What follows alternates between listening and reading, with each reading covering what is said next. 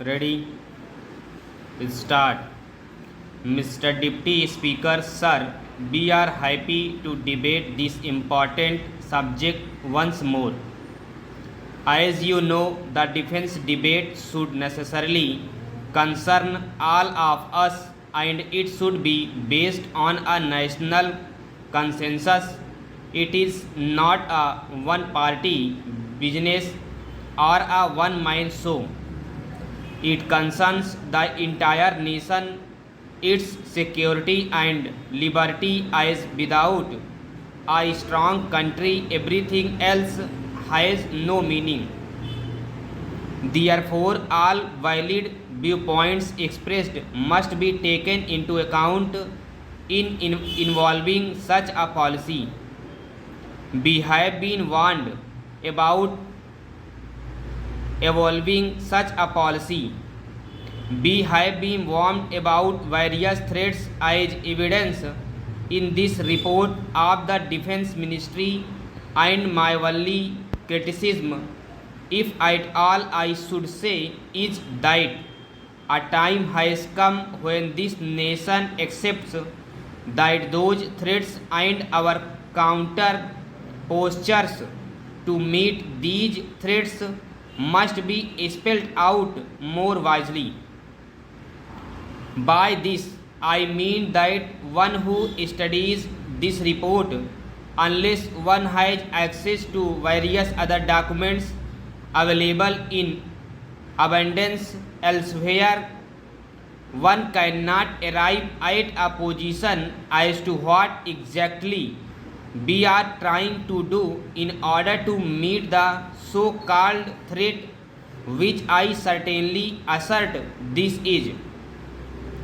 I think a time has come when the country should be taken into confidence, when the members of parliament should be taken into confidence as to what exactly we mean, that what exactly we are going to do, and a slightly better understanding should be reflected by the defense ministry towards this point. I certainly do not wish that classified items are to be made available.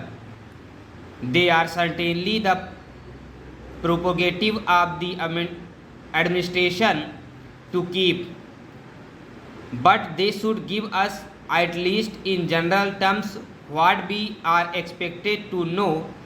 Nearly 55% of the last year's defense budget was spent on the rise in the costs of petroleum articles, oil, fuels, lubricants, and the rise in pay scales, pensions, and allowances, etc. It hardly left for the entire defense budget a balance of 40%, which goes to make the real hard punch. And so it remains this year also. This position has to be rectified in the coming months, and that is a cause for concern. I have the greatest regard for the Honorable Defense Minister, and I know that he is a man of action and that he will take this point into account so that our defenses do not lack the punch that we want to have. The threats as spelled out in the report of the ministry are mainly from the north and west, and as far as they go, they are right. As far as the threat from the west is concerned, it is more positive. I do not foresee anything to come out of that cold state in the north. But if you look at the west, the defense budget of Pakistan has increased by 25% in the last year. From 1981, they have increased their budget 50%. They have raised 3 infantry divisions and one amount division. Not only that, they say that Pakistan will settle outstanding differences with India from a position of strength. B, on the other hand, have the same commitments as we had before 1971. That should be an indication to those who understand this matter that our commitments remain the same. Our ratio of forces on the western sector necessarily has not improved as one would like them to do.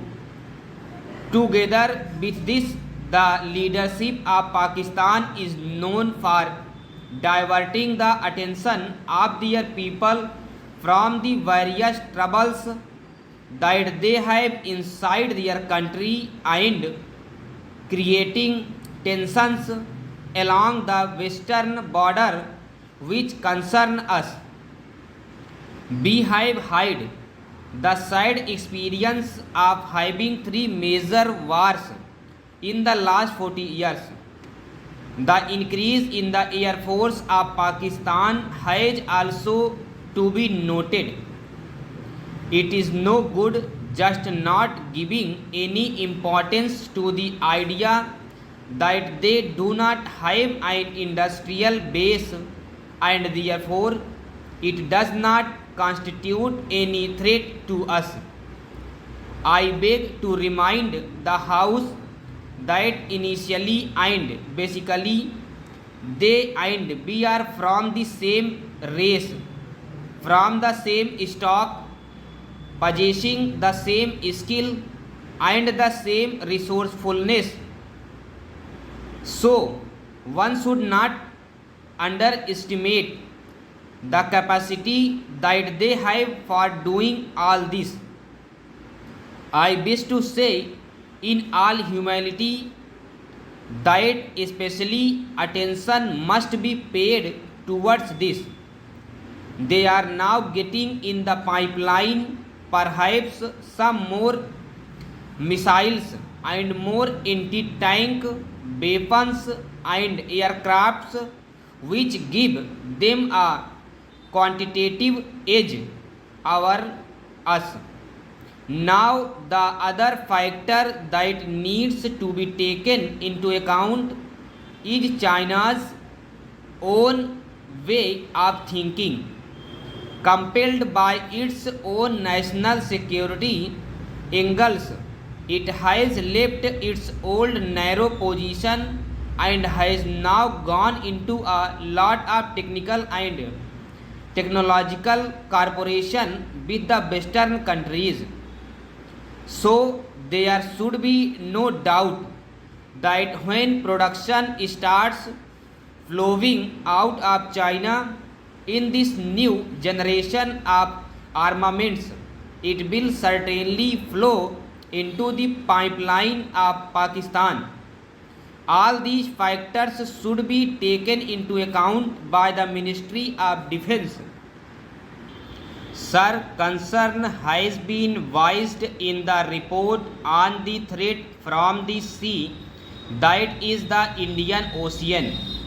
It is so obvious that old colonial countries and those who have a little hand over that outlook have not forgotten the showing of the flag through the old gunboat diplomacy, or now in modern parlance called force diplomacy, especially the superpowers who tend to interact into local disputes and get opportunities for intervention in such matters.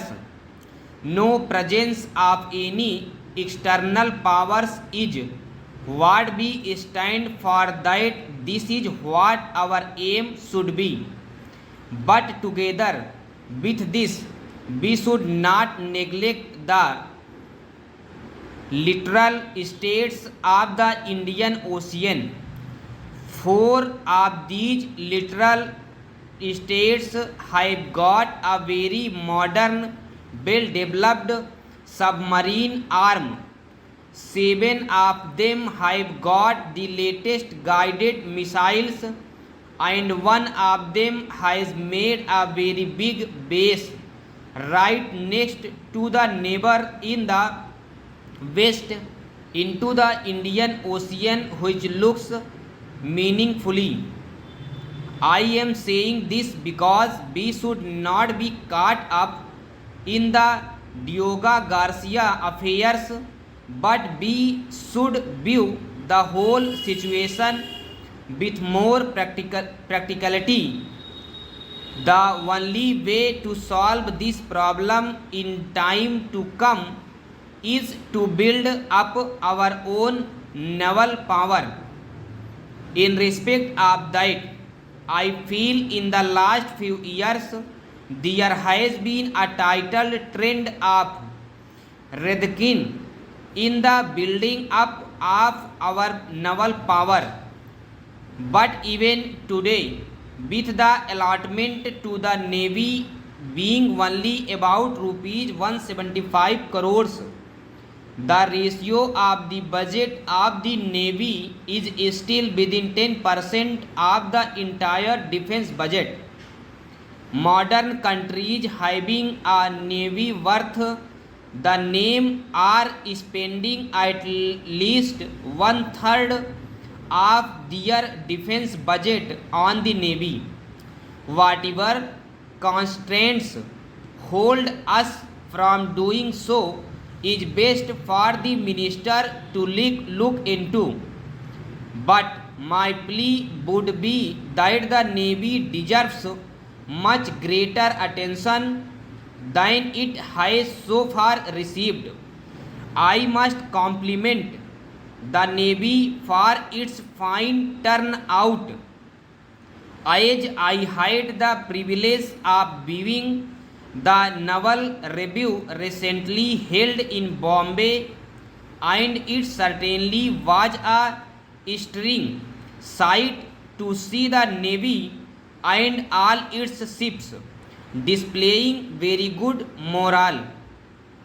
The task of the Navy being a dimensional service is only to defend the country's long coastline, its trade and sea lanes, but also to patrol and keep good watch on potential threats.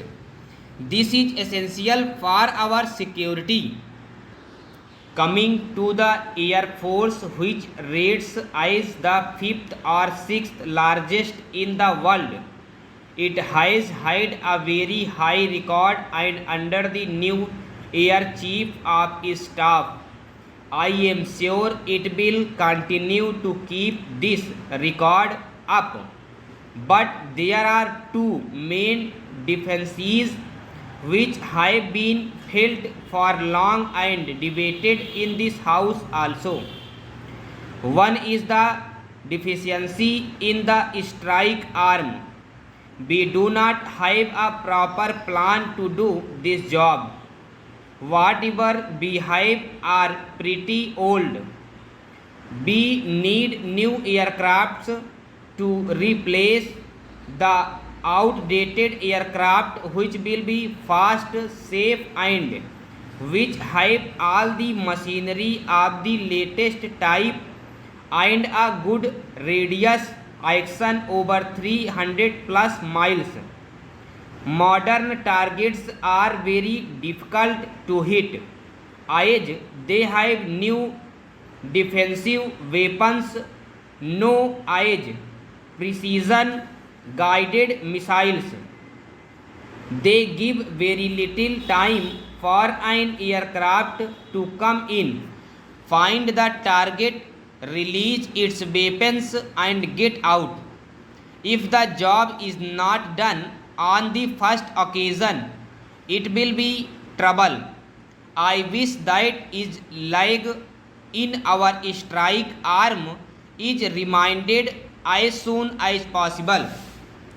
The other deficiency which the Air Force has is in the transport arm.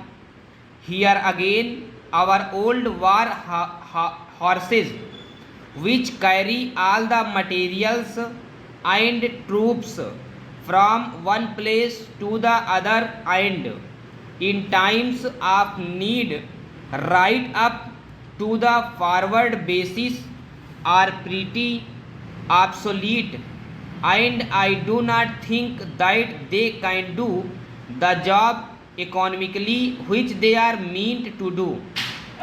We are carry on because we have no other choice. Together with this, the augmentation of the helicopter force is also necessary. The modern world is using helicopter force in anti-tank roles, in ground support roles, and in the normal rescue and relief operations for which we use them already. We have to use such air mobile formations based on helicopters, which is very important as demonstrated in 1975 war. Helicopters, aircrafts and the strike aircrafts are the three main concerns of the Air Force. I shall now come to the army. Although our army is rated as the fourth largest and has a very fine high tradition and record, there are few things which need to be taken into account seriously. The new concept of using task forces using armor guided missiles and helicopters in an integrated manner is the thing that makes a devastating dent in any attacking force, and this concept has to be seriously used and perfected. Therefore, I would like to say that the army needs to have all these things taken into consideration very seriously. Sir, let me refer to the defense. I will take this opportunity to clarify my stand. It is with the best of my intention. The other day during the question hour on the foreign exchange, when I joined hands on the debate and asked the Prime Minister that even when the trade gap is of the order of more than rupees 8,000 crores, it is not a fact that unfortunately even 50 years after independence we have to import on a very large scale even the weapons in this country. All of us here, whether we belong to this side or to that side, in patriotism we are second to none. In patriotic favor, my patriotic feeling and emotion might to be higher than that the Prime Minister, but I can assure this on the question of defense, on freedom and integrity of the country. If we are not ahead of the Prime Minister, we are at least on par with the Prime Minister. We will not lag behind anyone in this house as far as India's integrity and defense is concerned. That is the feeling with which we speak. All that we want is this: we do not want any umbrella as far as defense is concerned. Tomorrow, even if Pakistan does make a decision and it generates bomb As a man of nuclear physics, let me say that we can also generate a bomb in no time. The day behind the Pokhran explosion, it was a very wonderful work done by our Indian scientists. Hats off to them. I wrote my article on that. We have already had the experiment of nuclear explosion and explosion for peaceful purposes. As a student of nuclear physics, let me tell you that the initial 5 to 6 processes starting from the separation of uranium isotopes are quite common to both the processes. You reach a particular stage, a little more jump, and you go to the nuclear weapons.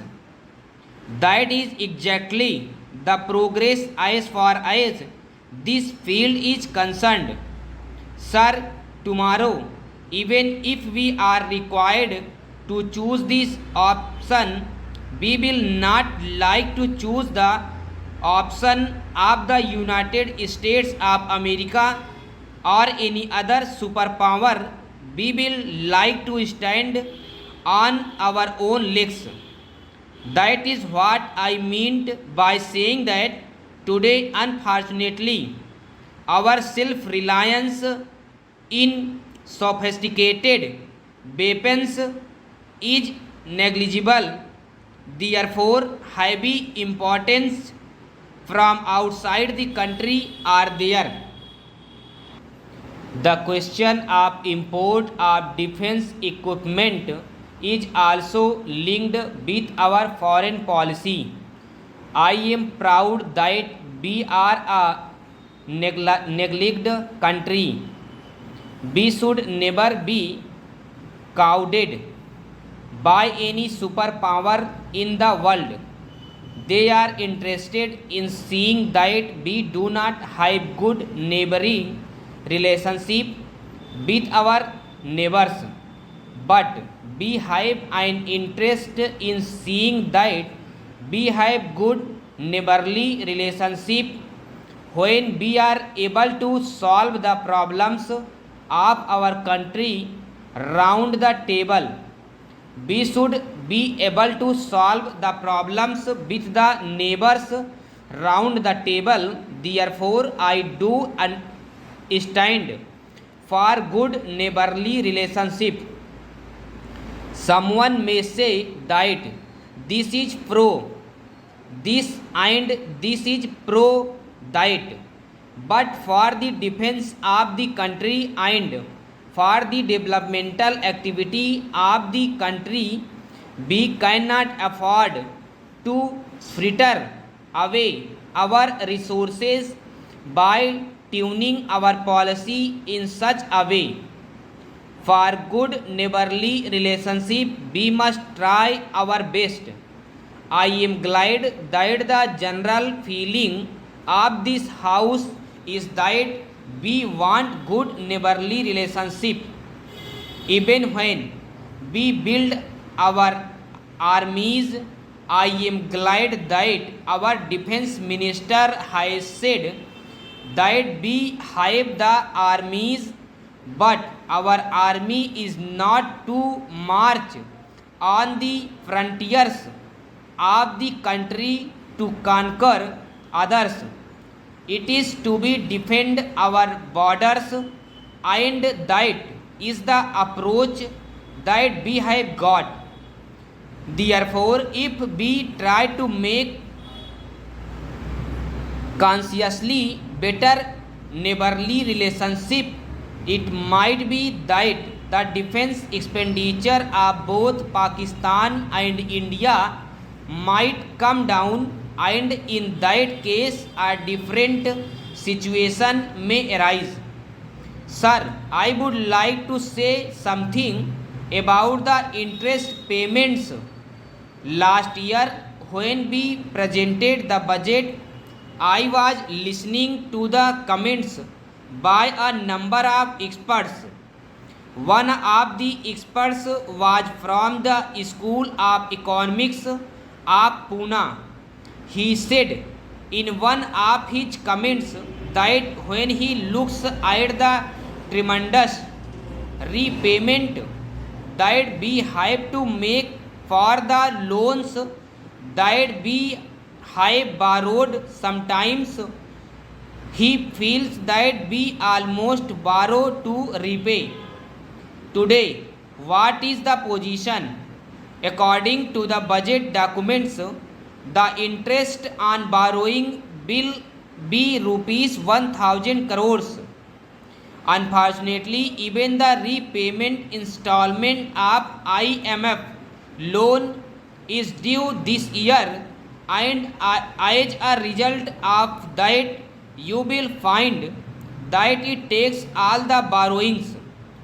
Then the total repayment in foreign exchange will be to the tune of 22% of our export earnings. That is why I am advocating for the public sector.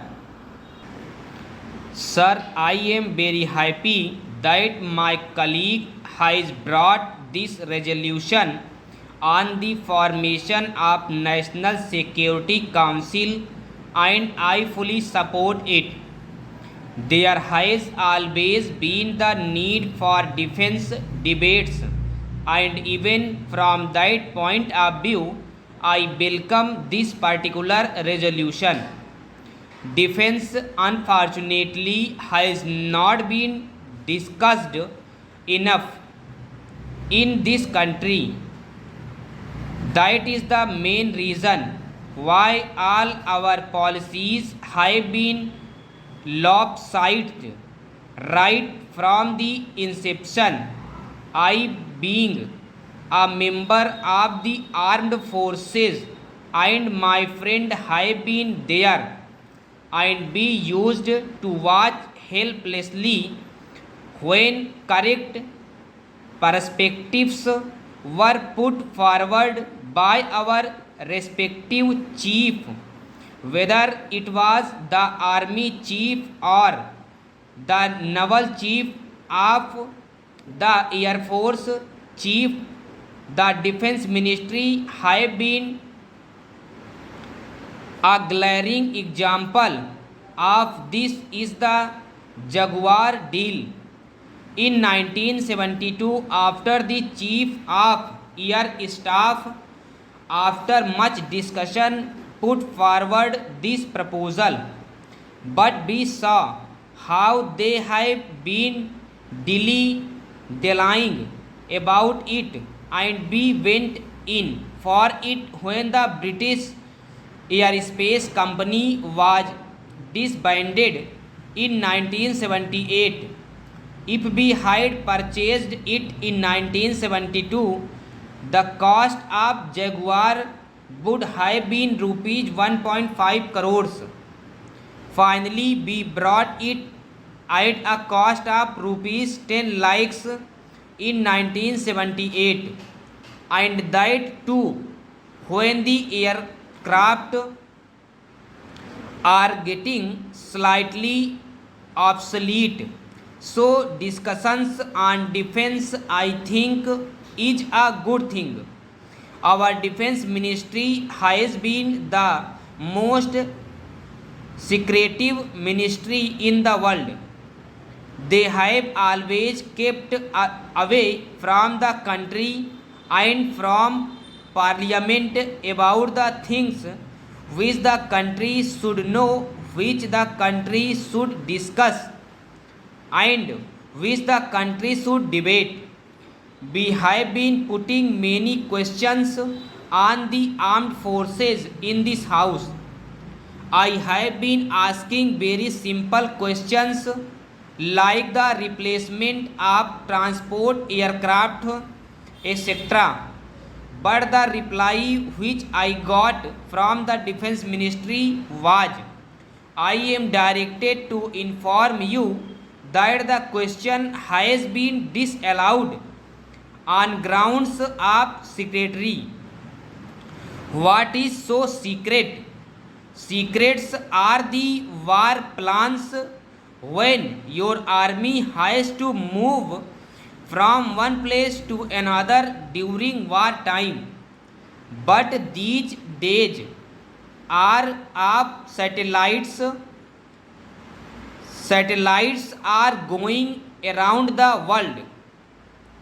All our defense establishments are photographed.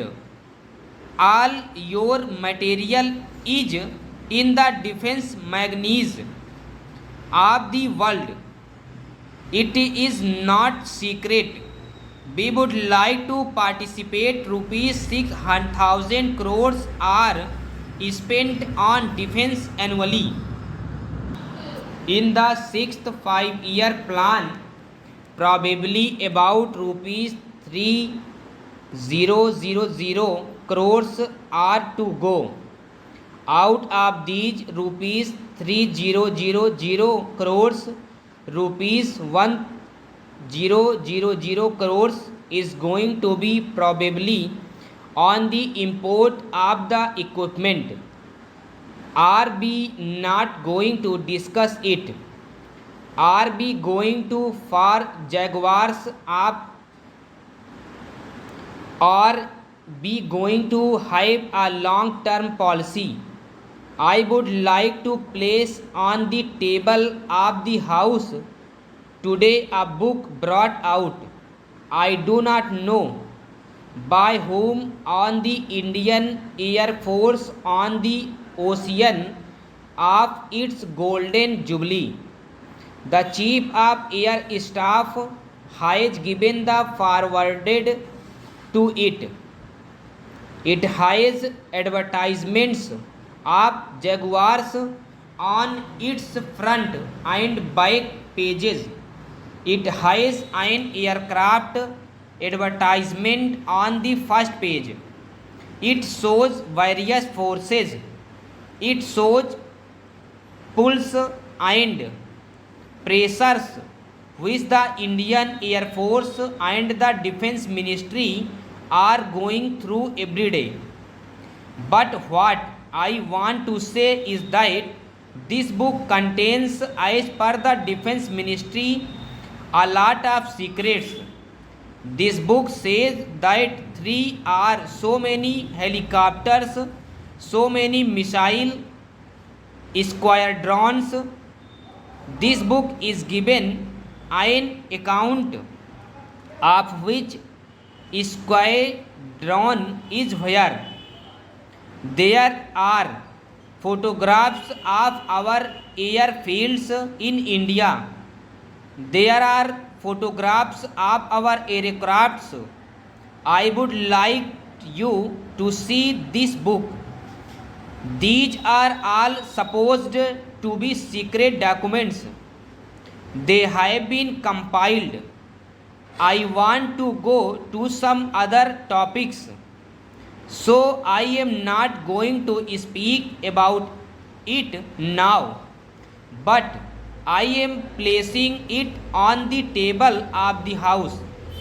After recess, I shall take on this matter in detail. I would like to say that rupees 6,000 crores budget will be spent on this year.